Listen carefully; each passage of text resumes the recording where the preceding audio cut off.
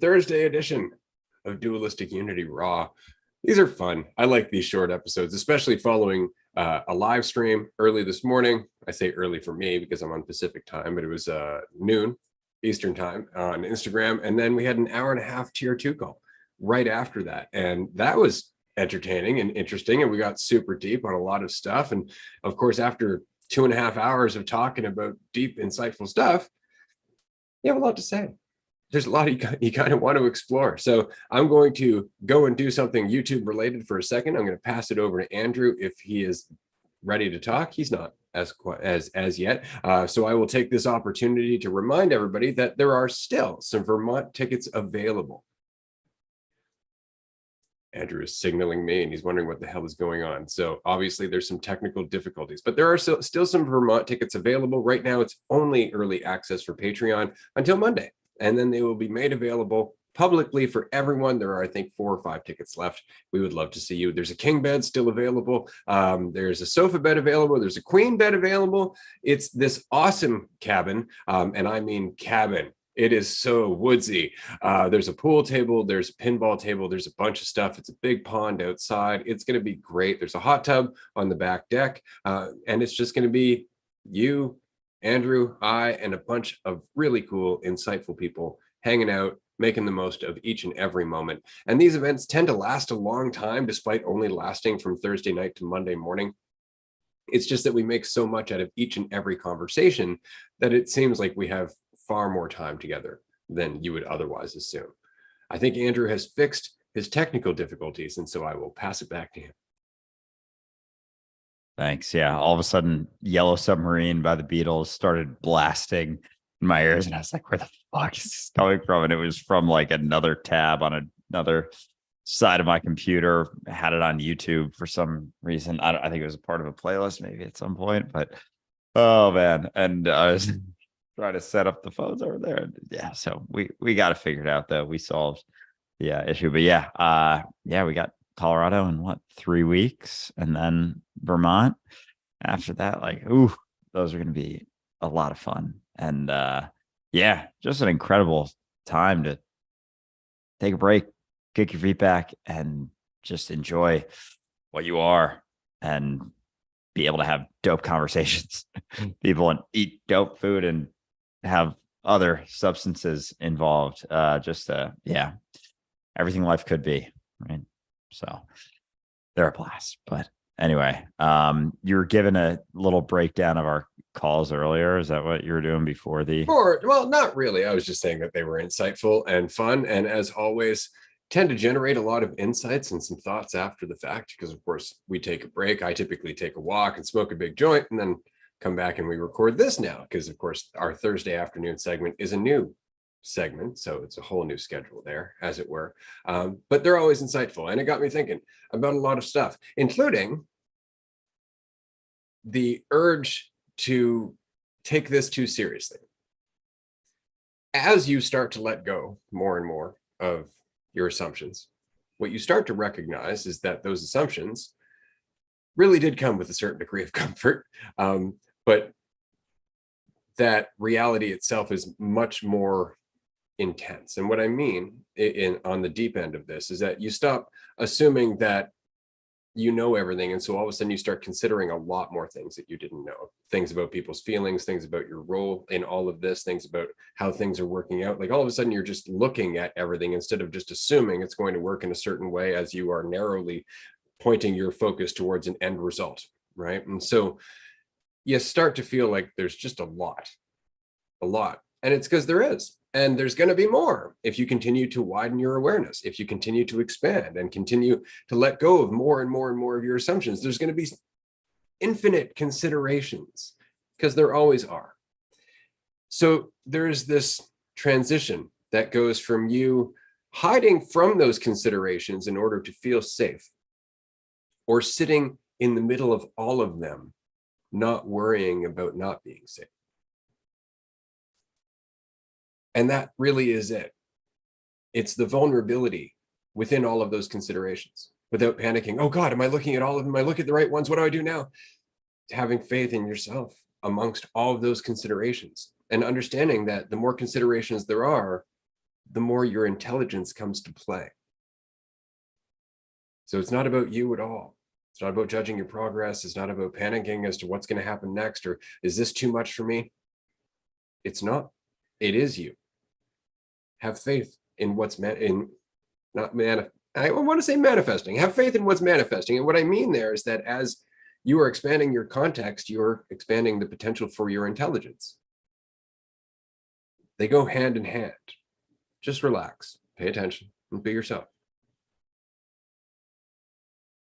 Yeah, and I think that's why it's so important to have both perspectives of letting go, questioning, recognizing uncertainty, not only your perception of the external, but yourself as well. Because as you go, if you begin to recognize, the vastness of reality, the lack of certainty, but you're not simultaneously questioning what you think you are, that's when the concern and fear and everything arises. So if it's like, and that's it almost is important to keep in balance, because if you recognize, and I think keeping in balance is just being willing to constantly question what you're settling upon about yourself. That's really where it extends from. Because in my head, as I was talking about that, I was thinking, okay, letting go, maintaining idea of self, letting go of, quote unquote, external perceptions. There can be, a lot of concern that comes from that. But the flip side, letting go of your idea of yourself without, or, working on that without questioning what that your certainty of the external will almost just hit limits. Like there aren't as many concerned repercussions, but I guess there's still fear because you're still perceiving some degree of external. So there is fear from that side. So it's like, as one goes up, the other goes up. And it's like the constant willingness to do both. Because if you're only on one side, there's a degree of avoidance on that side. And as you get out of balance of that process of questioning the, internal versus external, I keep using quotes because as they raise, they get closer and then it's just always been one thing perceived as two. And that's just the reality of what you are. And so, but it's important as you go to keep that balance, or else, as this comes, it's like they miss. And there's like checkpoints in each one depending on the other to a degree. So it's like, it's hard to get completely flip turned without the other one coming around, because they are the same. But so that just comes down to your responsibility and willingness to, whichever side is less comfortable for you, be willing to step into that. That's it. Watch your biases, right? And we tend to have a bias. We prefer to look at certain things rather than other things, like the problem of getting lost in doing things, right? Like there are people who establish a good sense of value through all of the things that they get done, right? And after a certain point, they start to realize, wow, this is adding so much stress to my life, right? Because I always have to keep doing things. I have this invisible checklist I have to keep up to. And if I don't do it, I feel less valuable, right? And so then I find myself promising to do things for other people because, of course, that's going to raise my value in their eyes. And if I don't do those things, I feel super anxious. And so all of a sudden, there's this problem with overdoing. And so the immediate response to that, or at least the eventual response to that, is I need to stop doing things. I need to stop doing as many things. That's what I need to stop doing. And so you start to tone that down. You start making less promises. You stop, immediately going, oh, that's not quite clean enough. I need to go and clean that up. It'll wait till tomorrow. Right? You do all that. And so you're addressing, and it's difficult. You see, that's the thing, is that I am not in any way devaluing everything I just said as a journey. It's all super important, and it's very, very difficult to do. But it's easier than recognizing your attachment to the doer. And that's the other side of the coin, right? Because you can look at all of these things in the doing, or you can look at the doer that's driving it, which is where you start dealing with your deeper stuff. You start dealing with, your childhood traumas and your feeling of being left out, your need for love, your need for attachment, your need for all that stuff, right? It's easier to deal with the problem of doing, but if you don't deal with the doer, then that doing will manifest into something else, right? And it's the same with every addiction, right? Like you can address the addiction, but unless you're addressing where it comes from, it will manifest in another way. It will come around in another way. You can stop drinking and suddenly become a compulsive shopper, right? Why? Because you're not addressing the root.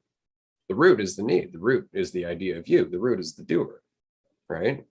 And that's the thing. But it's easier to deal with the habit than it is to deal with where it's coming from. And we are biased in that way, which is why a lot of our therapies address the external. As I was talking to you about that anxiety support group, it's like, here's tip number 1: establish a sense of control. Holy fuck! Like, are you serious? And it's just because that to them seems like the answer. I'm anxious. If I feel control, I feel better.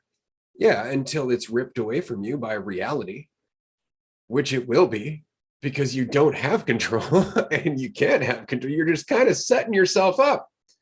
You really are. Whereas, you can just go through the other side of that. But that's unpleasant and uncomfortable, and it's fucking hard. And so I guess what I'm saying is that you can deal with one side, the side that you would prefer to look at, and you will see some benefit in your life from doing so. But you will repeat that loop in so many different variations until you address the other side. And it's, as you said, they all of a sudden the doer and the doing disappear, and you are just what you are, the act of being done. Yeah, just what you are, which is all of it. But I think with that, even with that that anxiety support group, I know we've picked on them a little bit, but that initial one of established control, like I think someone could hear us say that and be like, oh, that's a bad thing to do or something. And it's not even that. It's just, it's not a possibility. Like, it's not even a potential thing that could happen. So our opinion of it being like, oh, that's a bad thing to put on there. It's not even that. It's just like, that's a fucking absurd thing to put on there, because you might as well have just had step 1 and drawn a toy dinosaur on the page or something. It just like isn't a possibility, but you try to make it into something and you try to establish it when you can't. And so it's just not even a potential possibility that could exist. So it's silly to even consider it, I think. So it's outside of the concern of like a good or a bad thing. It's just not something that's exists ever. So it doesn't make almost any sense at all. But I mean, even in science, right? Like, just the act of observing something changes it. Just the act of observation. And that's like the barest kind of control. right? Yeah. So I want to get into what you were talking about before with just like the thing that everything's pointing to, and our avoidance of that thing, despite recognizing the reality of, or the potential reality of the deep, I don't even know. I don't want to make some fucking term up for it, but like the deep one, the one that you're in, basically, like, say it all the time, but like that one, like, it changes all of the considerations, and anything that gets brought up, it's like, what does this mean? What does that mean? Blah, blah, blah, is like, is just like, you're missing it. Like, even where that question is coming from is an expression of your avoidance of the reality of what's actually happening. And I wrote down just like a note of avoidance. I just wrote that word down because I wanted to bring it up. And as I was writing it, like, seeing the word void in the middle kind of hit me. And I don't read into stuff too much like that, but you take things for what they are and recognize the symbolism in it. And it was just hitting me after that, like, how many things we do to avoid the reality of what we are, how much we've been doing for so long.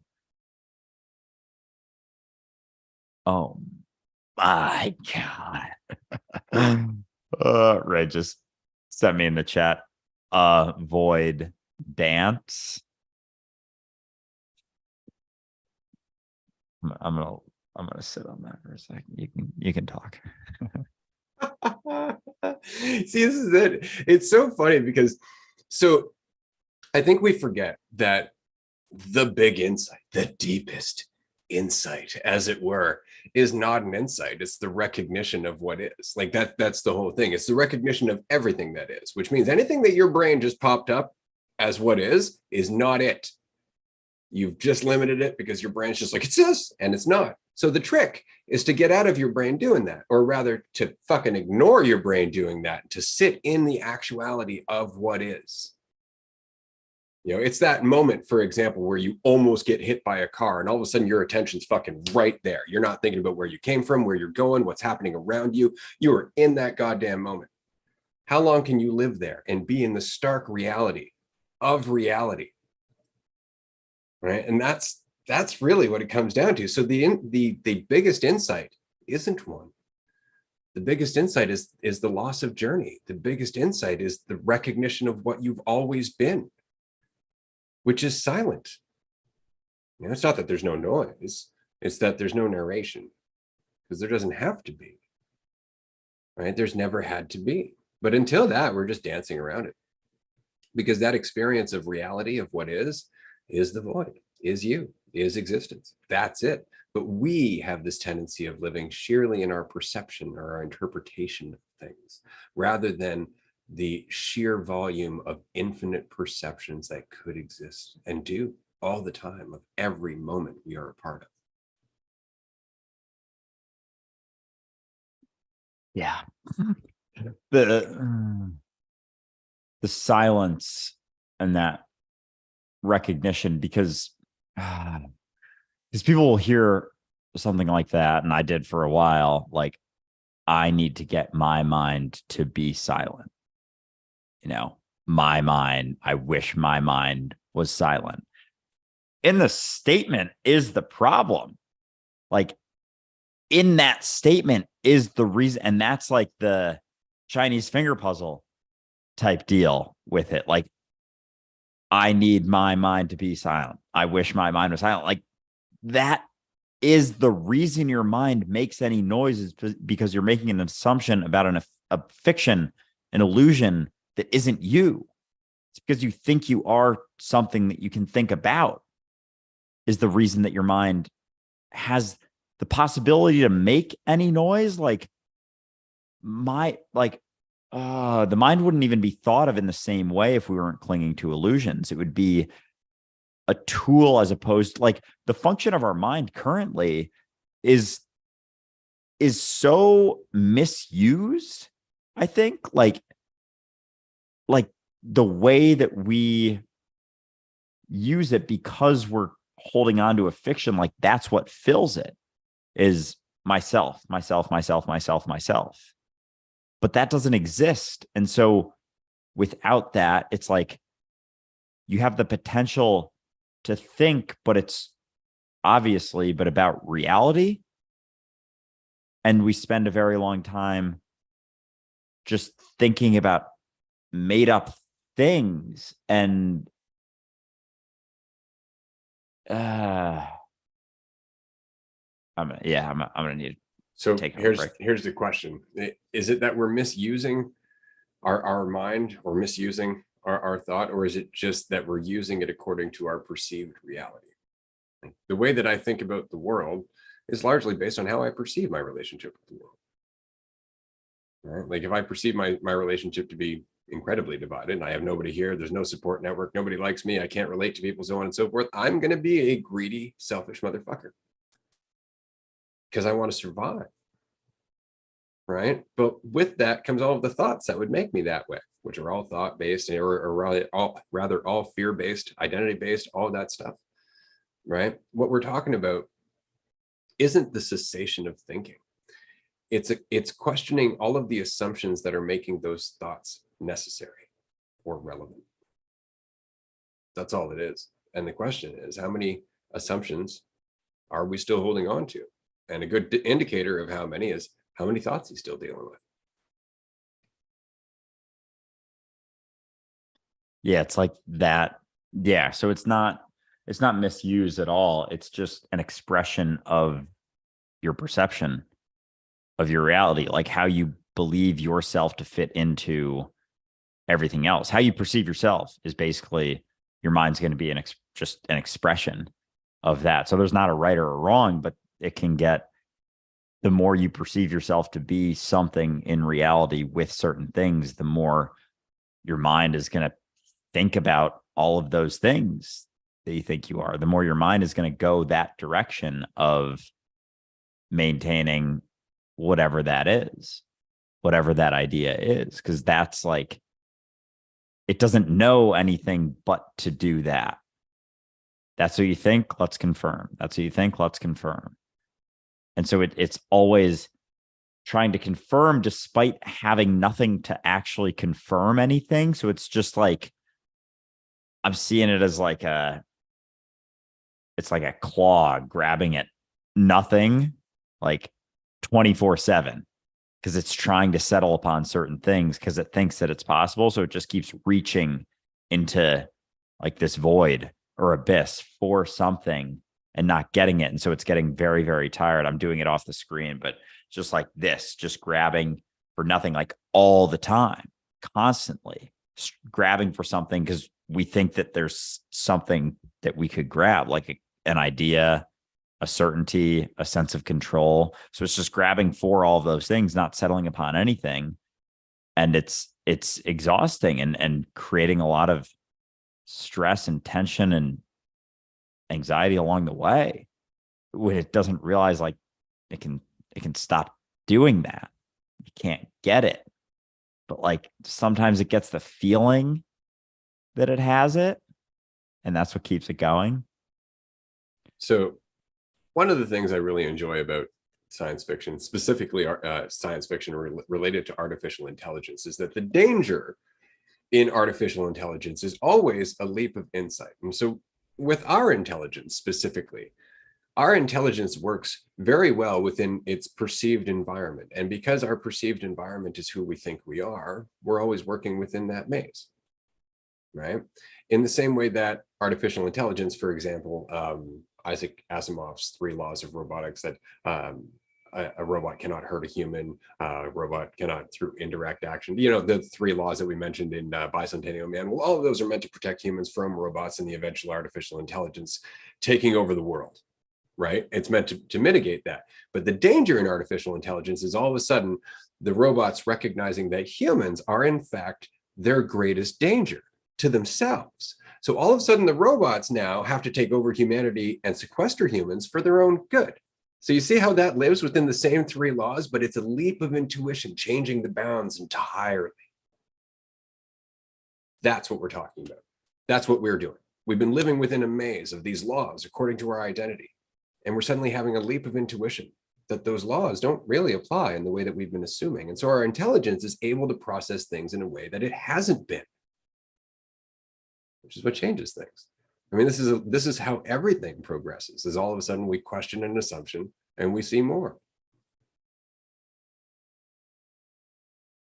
It's like each and every time, just like the whole widening, basically everything we're willing to continue questioning, and it just keeps widening. So it's not necessarily getting to any spot of like end point by any means, because there isn't that, but there are certain, at certain degrees, there's like shifts or the perception of more drastic shifts.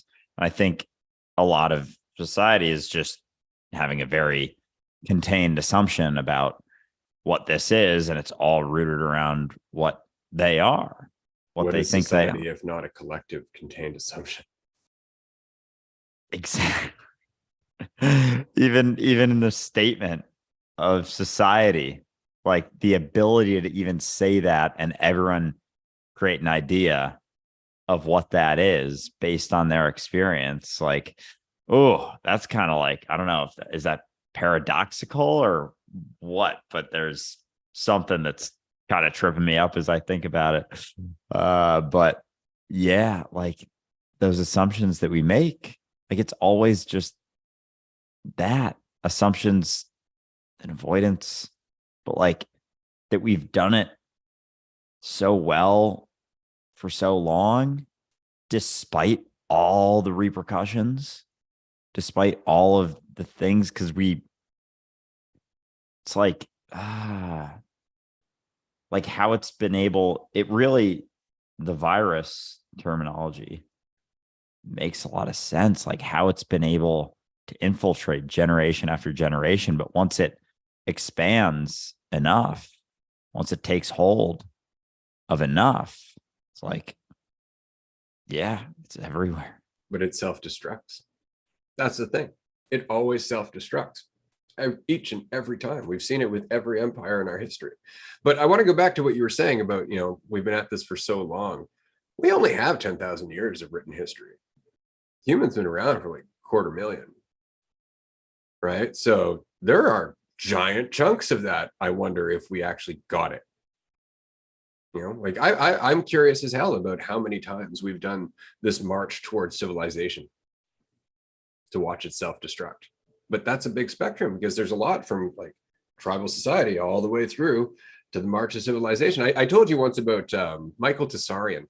You can find him online, I'm sure, somewhere. But at one point, he was doing research and getting help in that research in comparing meteor craters on the planet to craters created by nuclear blasts, because they look different. They have a different impact, quite literally. It's kind of, no pun intended, but it's there. And so they were looking around, and a lot of so-called meteor craters actually more closely resemble nuclear impacts. And they're old. They're really old, like over 100,000 years old. And so his theory was that we've done this before and bombed ourselves back to the fucking Stone Age. And there's no reason to think that we haven't at all, because you can be like, well, there'd be evidence. Time wears away a lot of shit. It really does, and the fact is, I mean, it doesn't take long for things to overgrow. Look at the Amazon rainforest. There's a whole civilization under there that we didn't fucking know about for like a long time. And now the only reason we can find it is because of LiDAR. But you give that another 1,000 years, do you think it would exist? And there's nothing telling me that that's not the only thing that would tell anyone that that's like not it, is they get uncomfortable thinking, because they'd have to question whether this is, peak society. But yeah, like given the amount of the amount of written history we have and how long humans have been around, like we just love to maintain this idea that it's just been so clean from from cavemen to evolving to us, and it's just this one timeline, and that's it. And then there was Jesus, and God came to save us, and then it didn't really do anything, but kept on, and we got a religion out of it. And there's nothing saying that we haven't been in this exact spot on Earth before. Like, we so vastly discount how long the span of even just written human history, 10,000 years. Like, we don't really sit there and think about that. But, kind of as you were saying, you go to a part of a city that hasn't been looked at in a while, and it's like super overgrown. It's only because no one's touched anything for like 5-10 years. Your neighbor's yard, they don't mow it for a year, or someone abandons a lot, and it's pretty overgrown pretty damn quick. Like, you span that out thousands of years, yeah, the Earth can overgrow a lot. There could have and so that guy that was looking at the craters comparing to the atomic bombs, like, he found that it looked more like a nuclear bomb. Several. That's crazy. But again, why not, right? Like, let's just look at human history, right? Like, we've been modern Homo sapien for 160,000, 170,000 years ish, right? It's not like we just went from living in the jungle to modern Homo sapien, there were numerous different steps along the way, numerous different steps that all would have had different capacities, right? So Homo sapien itself is 300,000 to 350,000 years old, right? Before we get to Homo habilis and all that other stuff, right? What were we capable of with that capacity? How much could we think back then before we started forming more of this prefrontal cortex, right? Like we have no idea how advanced we could have been back then, right? And perhaps this latest evolution is because we fucked up so bad. So like that, like, and I'm not even trying to like have an idea of what that society would look like, but like the infiltration of identity would have like, because it really can start as just such a little thing, because it's like the potential for it is always there. It's not like it's not there at all. And then, you know, someone drops something, a little drop in the water, and all of a sudden it like becomes something, but it's because it's always there. It's just that shift in taking it seriously. Like, I don't know. I'm trying to, and I know it's not even worth trying to conceptualize like what that would look like playing out, but I am curious, like in the, you know, initial phases of that, how it would look. I love this conversation because it's fun. So if we look back at, say, our closest relative, which would really be the closest we can get to pre-Homo sapien, which would be a chimp, right? Chimpanzees are incredibly intelligent. Joe Rogan talks about this particular story quite a bit, but basically where an adult chimpanzee, he's actually told a few of these stories because there are a few of these stories where baby chimps, younger chimps, they're great, wonderful pets. They're smart, they're intelligent, they're fantastic. Then they become large and roughly human sized, and they get kind of temperamental. And what I mean is that they have a real issue with feeling inferior. They have a real issue with feeling left out or feeling less important than others. They have a real issue with not being treated with equality, and they lash out violently. Because you see, not lashing out violently took fucking hundreds of thousands of years, or rather hundreds of years of us just beating the fuck out of each other until finally we're like, this is stupid. Right? But that's the thing, like think about that process as even you get beyond like chimps, obviously, which find equilibrium with each other because they're all aware of each other and kind of doing their own thing, right? But when humans get in there, we're totally egotistical and they learn from us. You know, they really do pick it up because we treat them differently. We treat others differently. We don't treat others with the same consideration. We don't treat one another with equality. And they recognize it. They fucking pick it up. Right? So how much of it is just because of this learned behavior, individuality, without consideration to everything else, which is really just getting caught in the narrative of your head, because that's what it is. When you're treating one person with special behavior, it's because you have a narrative of them that makes them special to you, and you're ignoring everybody else accordingly, right? That's all ego-based. That's all identity and preference and so on, right? But to let go of that is to have consideration for the whole. So it's just a long spectrum. What I'm saying is that with each step of our evolution, the ego is always there as a threat, right? But the more complex we get, the more complex our coping mechanism for it. Now we've managed to actually make it a way of life. Yeah, like it's always been right there. It's just, and you've said this so many times, like our overcommitment to it. It's like to what degree we've committed to it as truth, as any degree of truth. So it was like there was a progression of our commitment to it. It wasn't like nothing to greedy, selfish motherfuckers. It was just like progressive. It probably came along, like that evolution kind of came along with the reduction in recognition of how much you are.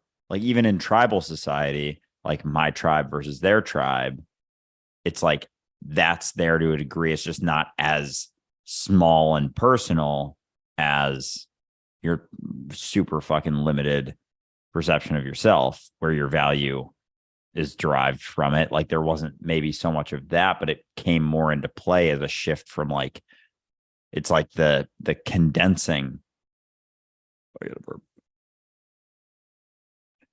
the condensing of what you think you are. So like going, say, hypothetically, from the world to the land that you're on, to the tribe that you're in, to, you know, the family you're a part of, to yourself. It's like that goes hand in hand with how much certain things mean about you and how much relativity there is between the thing that means something about you and the quote unquote other thing that dictates your value in a sense. So honestly, I barely even know what I just said. I was just like, I gotta maybe listen back to that. Big chunks, buddy. Big Yeah. chunks. Like that's it. And it's funny because this is what I mean about insights versus what we're revealing. See, I was explaining it the other day that the insight's not really the point. It's where the insights come from that are the point. It's just that we go into that quote unquote place. We experience our intelligence. And then we come out of that place and we panic and we go, oh, I just had an insight. And we conceptualize it and we communicate it for all of the egotistical benefit of doing so. But also for our own understanding, kind of like a base camp if you're climbing a mountain. Let's just say that. But the point is the climbing. The point is the being in that place that the insight came from, which means being before the insight forms. Right? So you're in this place where it's just continuously forming instead of settling on something. Okay. So when we're taking big chunks like this, what we're experiencing is the forming. And then we go, fuck, I don't know where this is going. And we lose it. But we were experiencing the forming up until that point. It's that we tried to stop it and make it into something that was concrete. And therefore, such and such and such, you know, and the moral of the story is such and such and such. But that's actually working against us. This is why I always say it's the discussion that's the point, right? It's the process of being the process without necessarily having to stop it, form an opinion of it, form an insight, feel better for having that insight, compare that insight to everybody else. Like you see how it all of a sudden it's all back in thought, right? But up until that point, you are the point. And it's like it goes hand in hand with the distractions, the desire for it.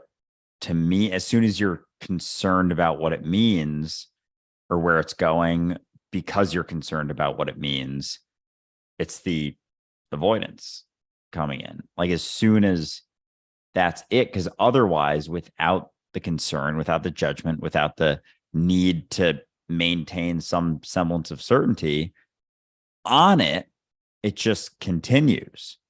So it's like we're on it and then we're trying to turn it into something or make something of it. It's we're like, all right, park over there for a bit, enjoy some suffering as you park over there for a bit, and then you can hop back in whenever when you stop thinking about yourself and what it means about you.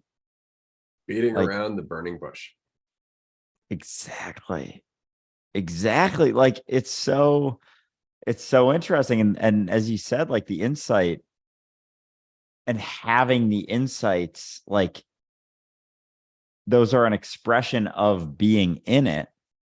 And as soon as it means something about some fiction, it's not it anymore. It's like dries out, you know, it's like a full blooming leaf. And then as soon as you like step out of it, it's like that's where all of its nutrients were coming from. And you step out to look at it and it fucking withers away like that. And it's like, no, but that insight, and it's like, I mean, it's kind of still it, but it's fucking dead now. So it's not really. You can say it looks kind of like it, but it's shriveled up and dried out. Become a religion. Literally. That's exactly what it is. Like I said, the words die. They become concepts, and you stop feeling that same fire that goes with being uncertain, right? With the actual genuine experience of being in what is. And so we come back and we use a word for it and we try to describe it, and it becomes bastardized immediately, right? But it sounds real good. And the closer you get to it, the better it kind of feels, right? But then you start to settle for like the merest glimmer of it after a while. Like you're not even experiencing it anymore, just the myth of it. And this is where you find people who are religious fanatics who are, comparing themselves as to how much they believe. It's like, that egotistical high you're feeling through belief isn't going to last, and it's not the same as actually not needing it. Like, it's not the same at all. It doesn't feel the same. It's a cheap fucking knockoff. Like it's less than like the barest fraction of a percent of the fucking real deal of experiencing eternal life. Like, they don't fucking get it.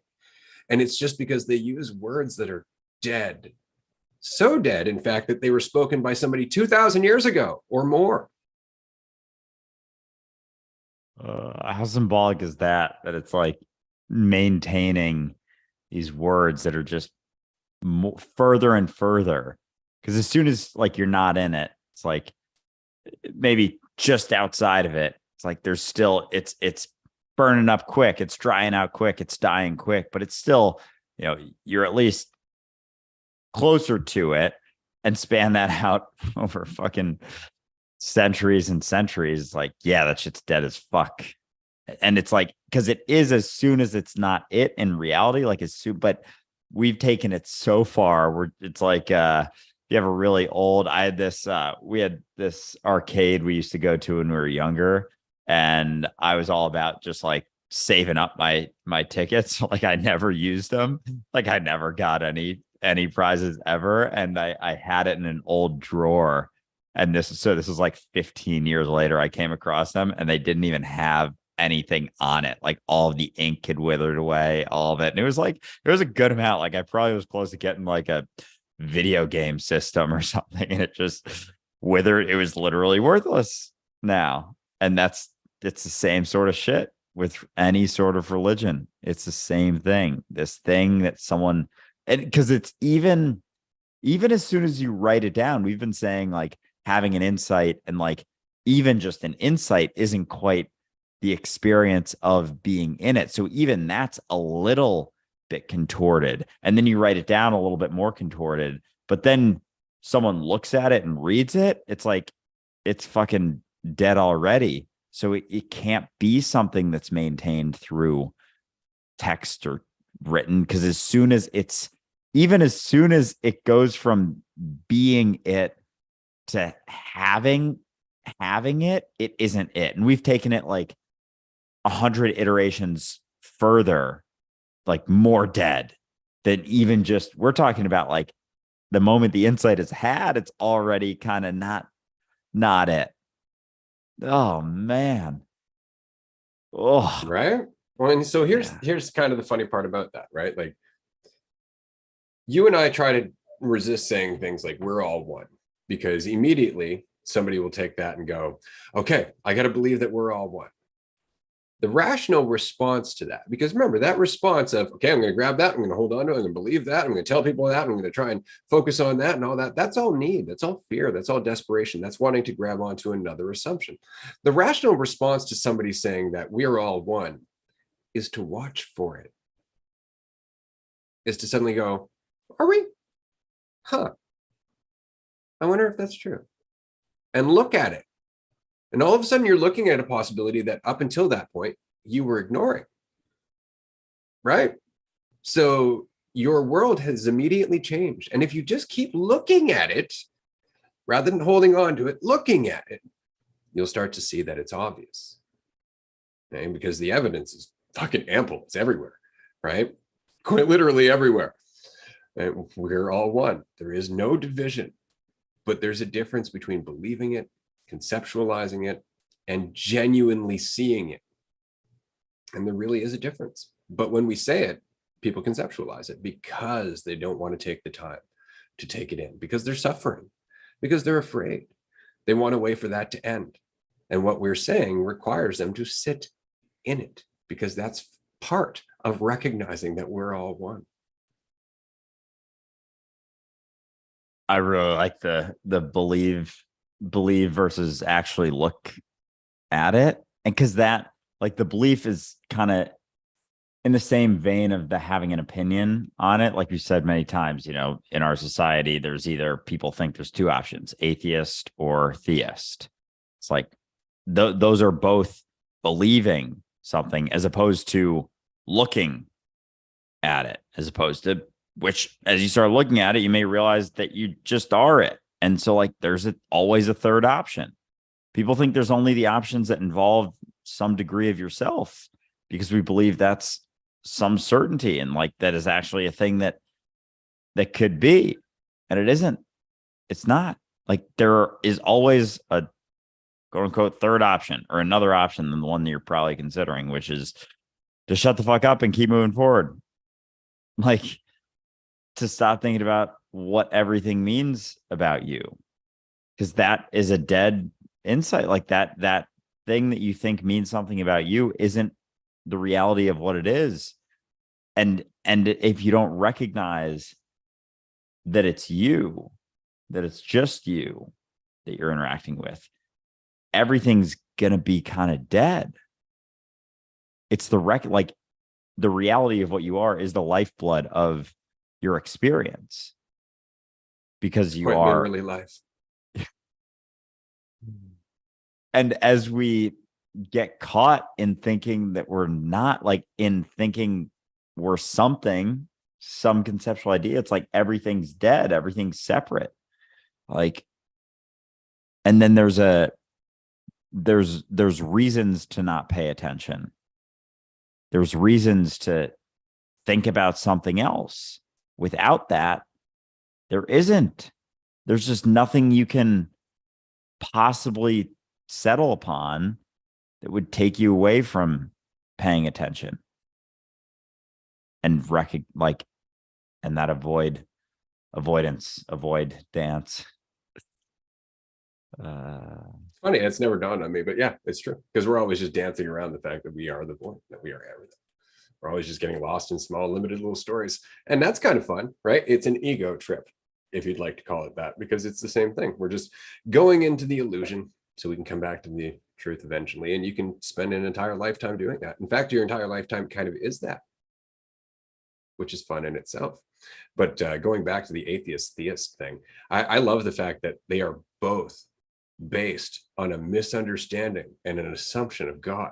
Like, I love the fact that the atheist theist argument only happens between people who are theist or atheist, right? And it's only because they're both focusing on the idea of God, right? But if you go in there and you're like, okay, but hold on, what if God isn't what we're talking about? Like, what if the concept of God is what we're getting wrong here? The argument falls apart. They don't want to have that conversation because they're defending their viewpoint based on some fiction. You know, this is why I always find it funny that it's the fundamentalist Christians that are often fighting the atheists the most. And I'll say straight up, I think atheists like the easy pickings. I really do. I think atheists really dig into those conversations because it's not difficult to feel like you're more logical than someone who doesn't make any sense because they're lost in a fiction that's based on their fear. Right. But if you have a rational conversation with an atheist where you're like, okay, well, hold on, let's let go of this Abrahamic version of God. And let's look at the actual concept. Let's just look at the idea of unity, of everything being one, of there being more to this than just our individual perception. And then you bring in some quantum physics, and then you bring in some philosophy, and you bring in some psychology, and you bring in some stuff that is actually related to God and life and the interplay of all things. The person you're talking to, if they're an atheist, is going to go, well, that's not what I mean by God. And I know, because that's the response that I've gotten. It's like, okay, that's great. Maybe we can continue down this path. But then you're threatening their position as an atheist. So they just go, yeah, that's not what I mean by God. And they move along. Yeah, it's like, well, let's keep talking. Let's keep talking. Now that we've moved past that wee little conceptual idea you've been maintaining, that, yeah, as you said, like easy pickings with that one. It's like, yeah, that's like fucking preschool bullshit that we're still holding on to. Like, that's Santa Claus shit, Sky Daddy shit. Sky Daddy and Santa aren't any different. Like it really, that maintenance of that is pretty equatable. And so it's like, it's like having a, it's like having a debate with someone about whether or not Santa Claus is real. Like that's literally what it is. It's like, okay, you can win that one. Congratulations. Would you like a medal? Do you want one? You just got someone to recognize that Santa Claus wasn't real. Like, all right, we can move on to like the fucking teenager table now and start actually having a conversation. And maybe then we'll get to the adult table in a few days. But like, oh my goodness, it's still settling upon such a limited certainty because it would be uncomfortable to question that. Like atheists are still settling upon a massive assumption. It's like, and like that's what they're standing on. It's like there's so much more to this. It's not just about limited conceptual ideas. Like there is an entire reality that exists here now that isn't fucking conceptual. But we just want to settle on something. Yeah. Like we just want to settle on something. So, and this is the important thing, so we can self-define. Because that's the important part about being on one side of an argument. It's self-defining. You're right. Right? Anyone who doesn't actually need to be right is perfectly willing to look at both sides of the argument. Right? That's the point. So, I mean, ultimately, identifying as an atheist is the equivalent of saying that Creed or what's the other band I'm thinking of? We'll just say Creed sucks. Right? It's like some of their music is good, some of them's not. You know, and that's okay. You can't just define them as one thing, but you can if you want to be the kind of prick who defines themselves by shitting on other bands. Right? And that's the point, is that people do that stuff all the time. Nickelback, that was the band I was thinking about. A lot of people shit on Nickelback, and the fact is that there's a spectrum there. Right? There's a spectrum there, but it's easy to shit on Nickelback because it means that you have better taste in music, don't you know? Instead of just being a pompous dick.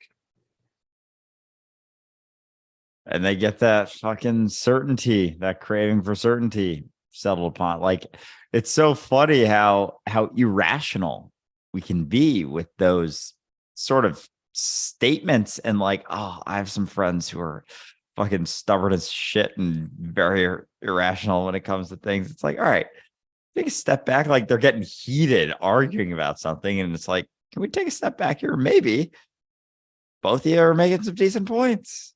Like maybe you both have something to say, and they're just, it can't be that. Oh, it couldn't possibly be that. I have to be 100% correct about everything that I'm saying. And it's so interesting how we'll feel it when we're trying to hold on to that and get disproved, or like we're maintaining an illusion and then it doesn't play out.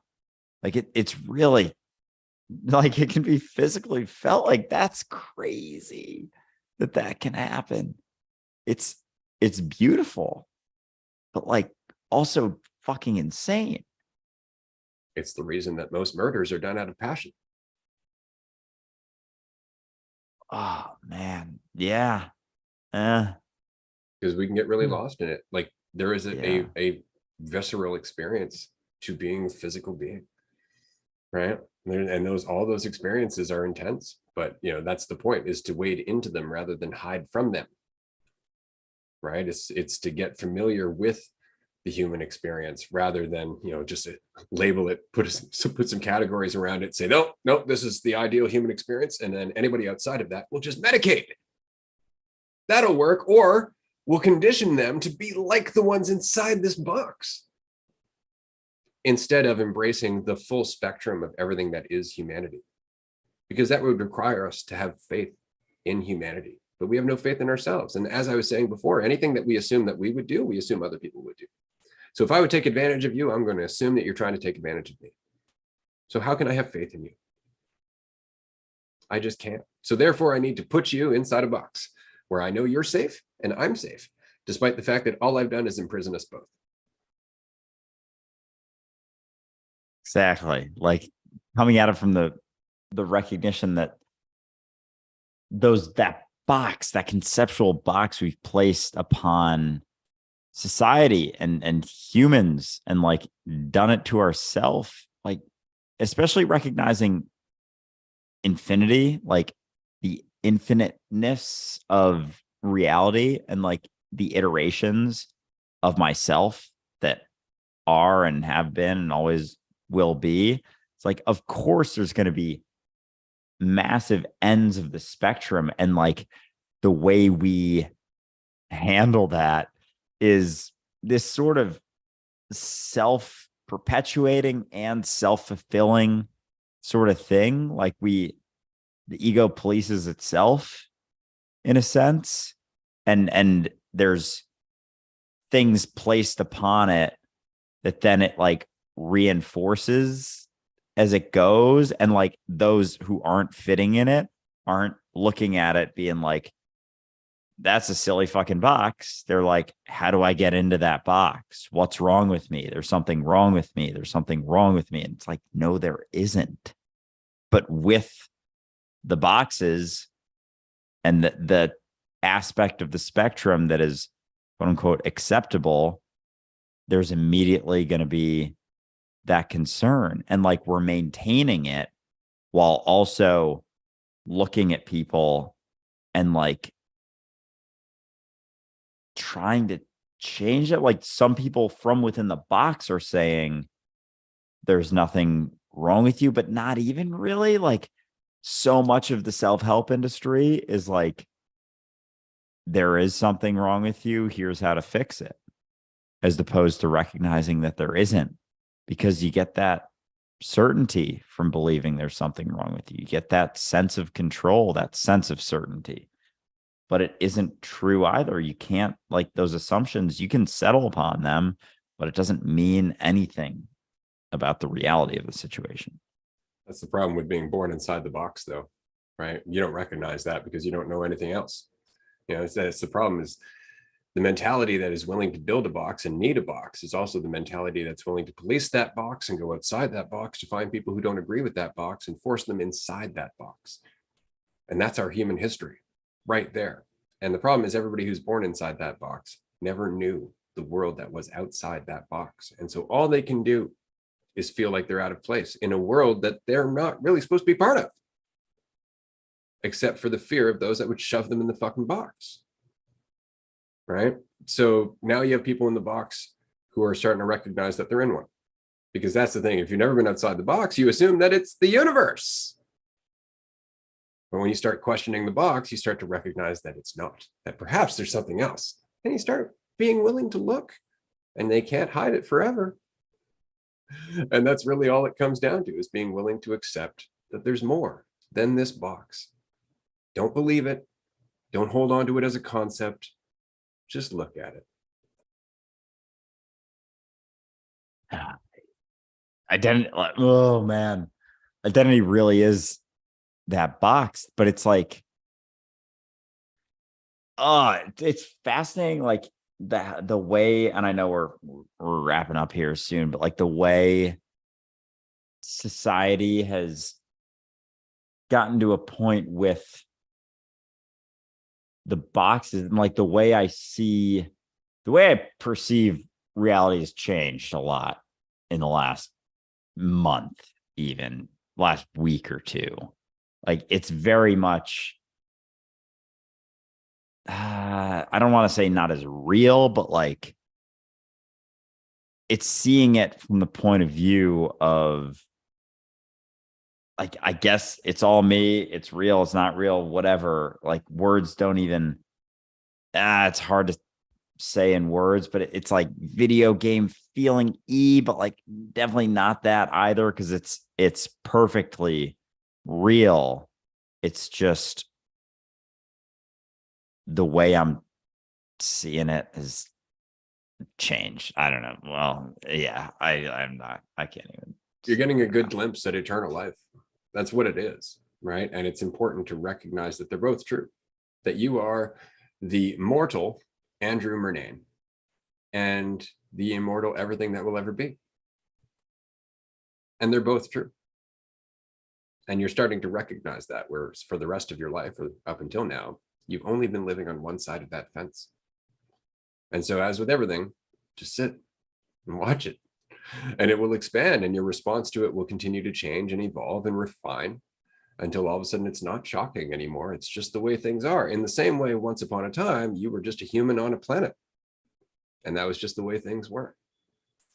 Just watch it. This has been a fun conversation. I am looking forward to tomorrow morning for Dualistic Unity Raw, episode 61, because of course tomorrow we are changing our schedule a little bit. Rather than getting together on Sunday, we're going to be getting together for our Sunday schedule tomorrow on Friday the 19th. If you can join us, we will be doing a episode of Dualistic Unity Raw at 11:30 a.m. Eastern Time. Is that correct? I believe that's correct. And then after that, we're going to be doing a tier 2 and a tier 3 call on Patreon. So definitely join us on Patreon if you haven't yet. I'm going to pass it over to Andrew to wrap this up. But this has been so much fun. This was a great deep dive. Yeah, this has been a blast, and I'm excited. I'm excited for tomorrow's call for sure. But I appreciate everyone joining, and yeah, we'll talk to you soon.